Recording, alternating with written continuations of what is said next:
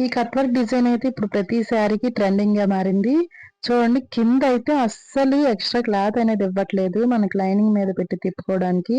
మన lining normal గా మడత పెట్టి వేస్తే గుచ్చుకుంటుంది. నేనైతే ఈ విధంగా వేస్తున్నాను. మీకు నచ్చితే మీరు కూడా ట్రై చేయండి.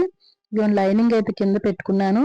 ఇప్పుడు రాంగ్ సైడ్ రైట్ సైడ్ పెట్టుకొని నేనైతే ఆ చివర చూసారా ఈ విధంగా చివర ఒరిజినల్ క్లాత్ మీద పడేటట్టు, మళ్ళీ పడకపోతే మనకి కింద హోల్స్ అనేవి వచ్చేస్తున్నాయి, నీట్ గా ఉండదు. అందుకని నేను చివర చూసారా అక్కడ లైట్ గా ఇచ్చారు కదా వైట్ కలర్ లోని, అక్కడైతే ఆ షేప్ లో నేను ఇలా తిప్పుకుంటున్నాను. ఇలా తిప్పుకొని నేను లైనింగ్ అయితే ఇప్పుడు మధ్య మధ్యలో కట్స్ పెట్టుకొని ఇప్పుడు తిప్పుకుంటే నీట్ గా చాలా నీట్ గా కట్ వర్క్ అనేది వచ్చింది. చాలా బాగుంటుంది. మీకు నచ్చితే మీరు కూడా ఈ విధంగా ట్రై చేయండి.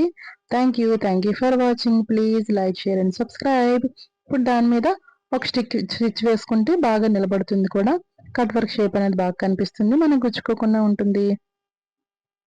ఇప్పుడు హ్యాండ్ అయితే రెడీ అయిపోయింది. Thank you for watching.